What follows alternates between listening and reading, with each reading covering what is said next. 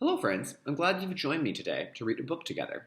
The book we're going to read today, we've actually read together before many, many months ago, back near at the beginning of the school year. But one of my favorite things to do is to return to books that I've read before that I really liked and read them again to see if my brain notices anything new. I've been doing that a lot during quarantine, just rereading old things that I've read before and finding new things about them. So, you may remember, the book is called A Different Pond. And before we begin A Different Pond, we're going to do the things we always do, and I'm going to add one more. So we're going to ask a good reader question to connect to the characters, talk about a good reader word, talk about the genre, and then discuss the skill that we're going to do at the end of the book to help our reader brains become stronger.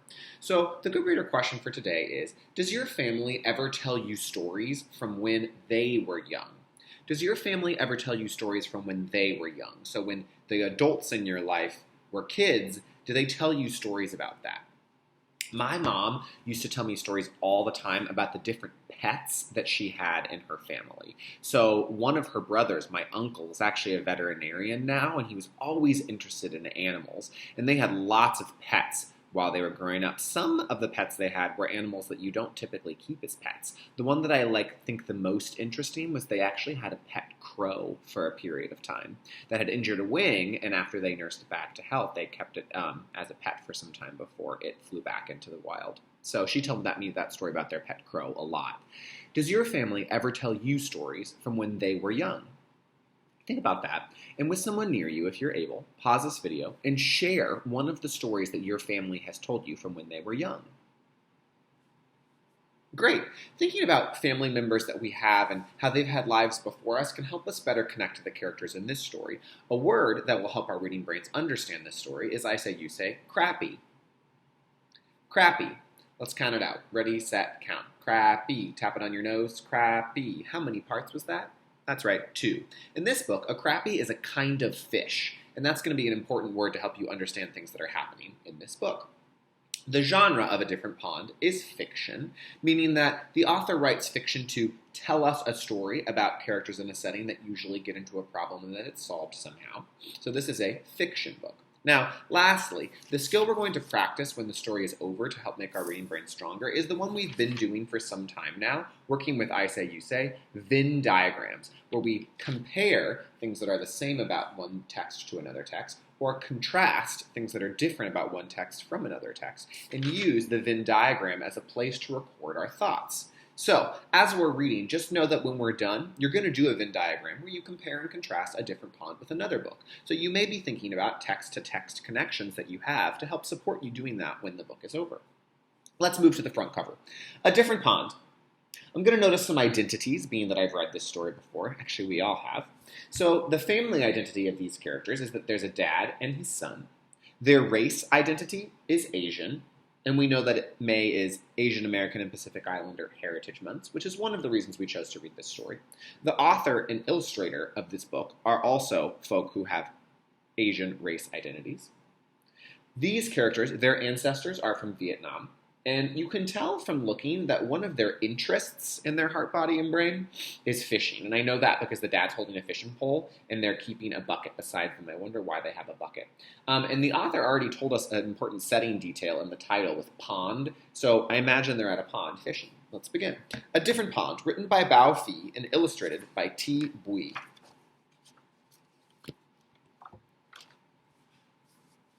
Dad wakes me quietly so Mom can keep sleeping. It will be hours before the sun comes up. Notice Dad is putting his finger over his mouth like this. In the kitchen, the bare bulb is burning. Dad has been up for a while, making sandwiches and packing the car. Can I help? I ask. Sure, my dad whispers, and he hands me the tackle box. That's where you keep your fishing materials. Now, I notice the author and illustrator are telling us that they've gotten up really early in the morning. They must be doing something important if they would wake up so early. The streetlights look brighter, and the roads aren't so busy before the sun comes up. Dad turns on the heater and tells me stories. A kid at my school said my dad's English sounds like a thick, dirty river. But to me, his English sounds like gentle rain. Wonder if the author there is talking about Dad's language identity. Feels like maybe Dad speaks Vietnamese and English, and because he's multilingual, that his English sounds different than someone who's monolingual and only speaks English. It feels like the other kids are making fun of the way he talks, telling an untrue story that if you are monolingual and speak only English, that it makes you better than if you speak more than one language and are multilingual. We know that's an untrue story. We stop at the bait store on Lake Street. It always seems to be open. "You're here early today," the bait man says. "I got a second job," my dad explains. "I have to work this morning." "On a Saturday?" the bait man asks. My dad nods. I feel the bag of minnows move. They swim like silver arrows in my hands. Minnows are small fish that you can put on a hook and use as bait when you're fishing.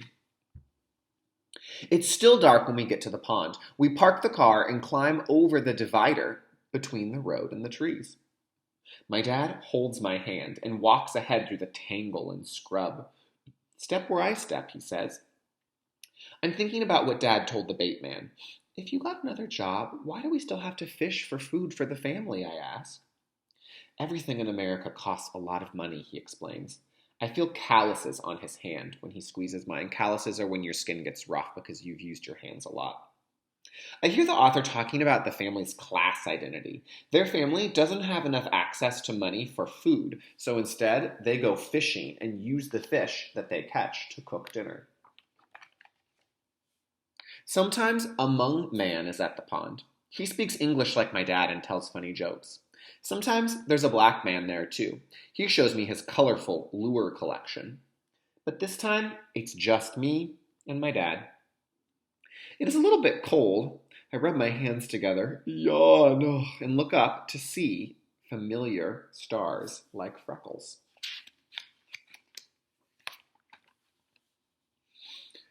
As Dad sets up in a clearing, I gather small, thin twigs for a fire. They need to be dry and clean. I count 1, 2, 3, 4, 5, 6, 7, 8, 9, 10, and then 10 more for later. I hear that he's making sets of 10. I put some rocks in a circle and set up the twigs. Like a volcano, Dad reminds me.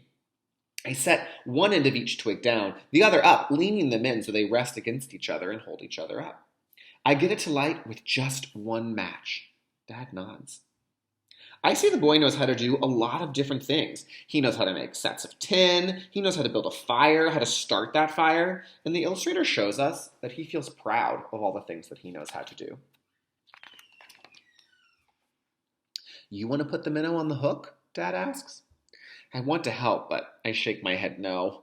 I don't want to hurt that little fish, even if I know it is about to get eaten by a bigger one. My dad smiles. He isn't upset that I don't want to help. Dad hands me a sandwich, cold bologna between 2 pieces of bread. "Careful of the spicy stuff," he says. "There's half a peppercorn, like a moon split in 2, studded into the meat." A peppercorn is a spicy ingredient.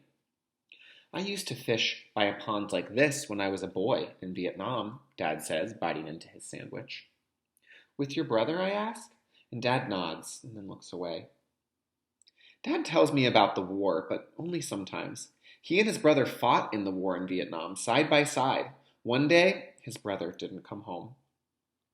I hear the author saying that Dad and his brother used to live in Vietnam, and they would go fishing, just like he is now with the boy. I wonder why they had to leave. I wonder if it's connected to that war the author was describing.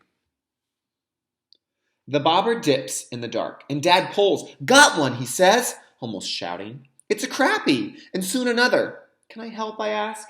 He nods, and I use 2 hands to help guide the fish into the bucket. The fish feels slimy and rough at the same time. Dad laughs at the funny faces I make when I touch it. Dad smiles, his teeth broken and white in the dark, because we have a few fish, and he knows we will eat a good dinner tonight. Time to go home. Dad must get ready for work. He washes his hands with a small nub of green and white soap, and then I do the same.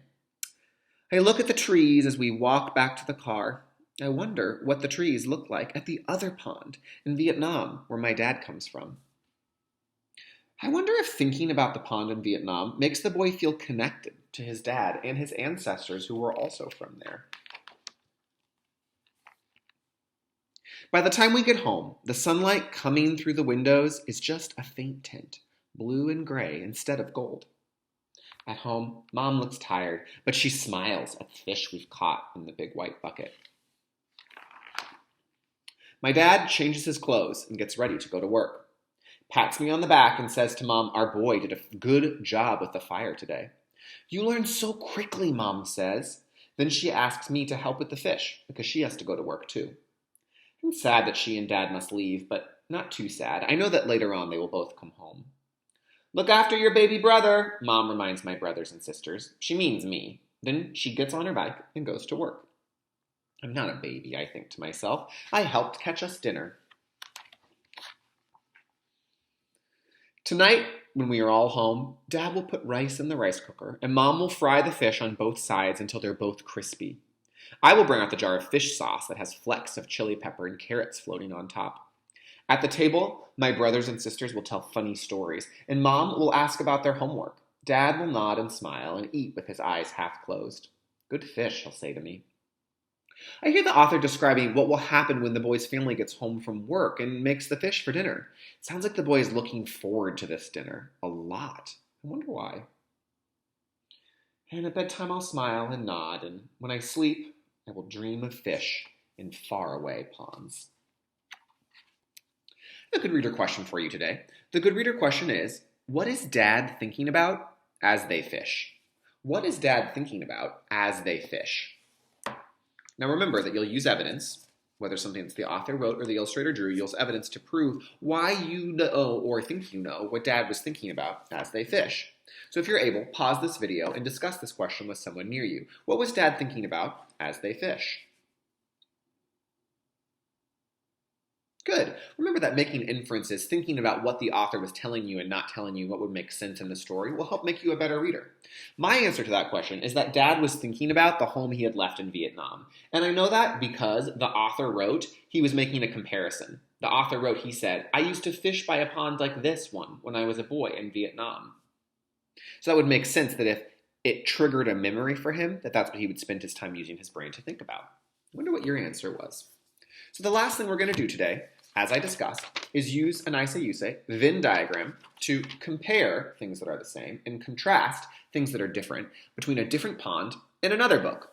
So to help you get ready to do that, I thought we could review the important parts of a different pond, the characters, the problem, and how that problem gets solved. Let's make sure we know those because that'll help us make good text-to-text connections for our comparisons and our contrasts. In a different pond, the characters or the main characters were Dad and the boy.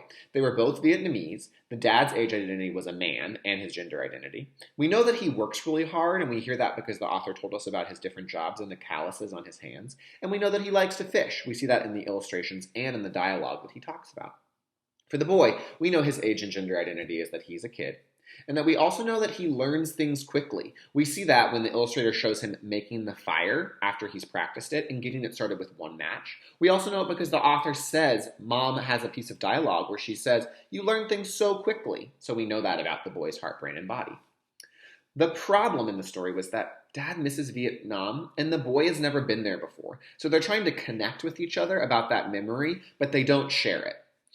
There was kind of other problems too this was just one problem that I thought of. If you wanted to make a problem about how they didn't have enough money to get food for dinner and so they were fishing for it, you could say that too. There's lots of different ways to name the problem.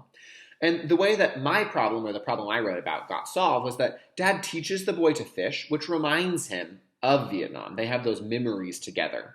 And then they eat fish together as a family and create new memories. So he's taking his old memories from when he was a boy and making new memories with his family now. And the boy is learning from his dad's old memories and making new ones with his family.